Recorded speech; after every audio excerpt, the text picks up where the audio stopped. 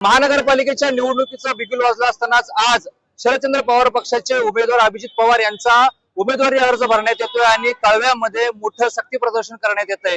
यावर बोलण्यासाठी आपल्यासोबत जितेंद्र आव्हाड यांच्याशी आपण बातचीत करणार आहोत। सर, मोठं शक्ती प्रदर्शन करण्यात येतंय, आज उमेदवारीचा अर्ज भरण्यात येतोय, मोठं शक्ती प्रदर्शन करण्यात येतंय, लोकांचा उत्स्फूर्त सहभाग दिसतो।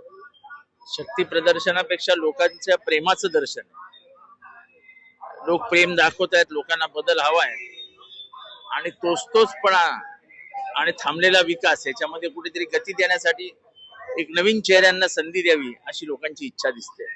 नक्कीच बदल हवा असं देखील मोठ्या प्रमाणात बोललं जाते। अनेक मोठा पाठिंबा मिळतोय, मोठ्या प्रमाणात या ठिकाणी लोक देखील आलेले आहेत, पाठिंबा दर्शवत आहेत। तेच सांगितलं, लोकांचं प्रेमाचं दर्शन या निमित्ताने घडतं। आज एक मुंबईमध्ये महत्वाची प्रेस कॉन्फरन्स झाली। उद्धव ठाकरे आणि राज ठाकरे यांनी युतीची घोषणा करण्यात आलेली आहे। मोठ्या प्रमाणात राज्यभरामध्ये जल्लोष होताना पाहायला मिळतात, आपली प्रतिक्रिया काय? चांगलं ना, दोन भाऊ एकत्र अनेक वर्षांनंतर येत असतील, ते चांगलं आहे, मराठी माणसासाठी चांगलं आहे। नक्कीच आज राज ठाकरे असं म्हणाले की देवेंद्र फडणवीस हे अल्ला हाफिज बोलतात, असे अनेक व्हिडिओ माझ्याकडे देवेंद्र फडणवीसांचे। ते बोलतात ना, ते नेहमी बोलतात, टोपी घालतात, त्याच्यात काय? राजकारण करताना वेगळं बोलतात आणि आपल्या राजकीय जीवनामध्ये वेगळं बोलतात।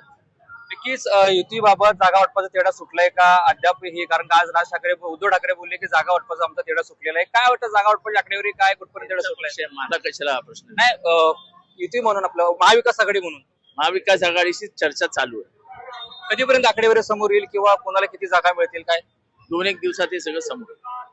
नक्की आणखी यापुढे तुमच्या महाराष्ट्रामध्ये किंवा इतर महानगरपालिकेमध्ये कशी जबाबदारी असणार आहे, कशा प्रकारे सभा असणार आहेत काय? आज पहिला दिवस आहे, पहिला फॉर्म भरतोय आणि चांगली गर्दी, शुभ शकून आहे, चांगली सुरुवात झाली। नक्कीच युतीबाबत तुम्ही आणखीन काय सांगाल? राज ठाकरे उद्धव ठाकरे एकत्र आलेले आहेत, आपल्यासोबत उमेदवार आहेत अभिजित पवार, त्यांच्याशी आपण बातचीत करणार आहोत। उमेदवारी अर्ज भरताय, मोठ्या प्रमाणावरती या ठिकाणी गर्दी झालेली आहे, पहिलाच उमेदवारी अर्ज आहे, काय तुम्ही याबद्दल सांगाल? गर्दी झालेली आहे, लोकांचा उत्स्फूर्त असा प्रतिसाद आहे, लोक स्वतःहून आलेले आहेत आणि हे लोकांचं प्रेम आहे। हे लोकांचं जसं प्रेम जितेंद्र आव्हाड साहेबांवरती आहे तसंच प्रेम हे आमच्या उमेदवारांवरती, आमच्या कार्यकर्त्यांवरती आहे आणि हे प्रेम कायम असंच असतं। नक्कीच आणखी उमेदवार आहेत, तरुण सगळे उमेदवार ठिकाणी आपल्याला पाहायला मिळते। पूजा शिंदे आहेत, काय सांगाल? मोठ्या प्रमाणात शक्ती प्रदर्शन करत उमेदवारी अर्ज भरण्यात येतोय।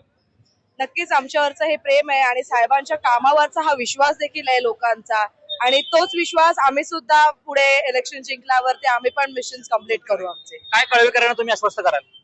कळवेकरांना तर सर्व दिलंच आहे, जे सर्व आहे म्हणजे जे इतिहासात न होणारे रस्ते ते कळवेकरांना करून दिलेत। उदाहरणार्थ कावेरी सेतू, हे सर्वात मोठं उदाहरण कळवेकरांसाठी आहे आणि कळवेकरांनी आव्हाड साहेबांना भरभरून असे आशीर्वाद मतदान पेटीतून 2024 साली दिलेले आहेत, 25 साली दिलेले आहेत। नक्कीच हे होते उमेदवार आणि जितेंद्र आव्हाड यांच्याशी आपण बातचीत केलेली आहे, त्यामुळे आता पुढे काय होईल हे पाहणं महत्वाचं असणार आहे। रणजित इंगळे, TV9 मराठी, ठाणे।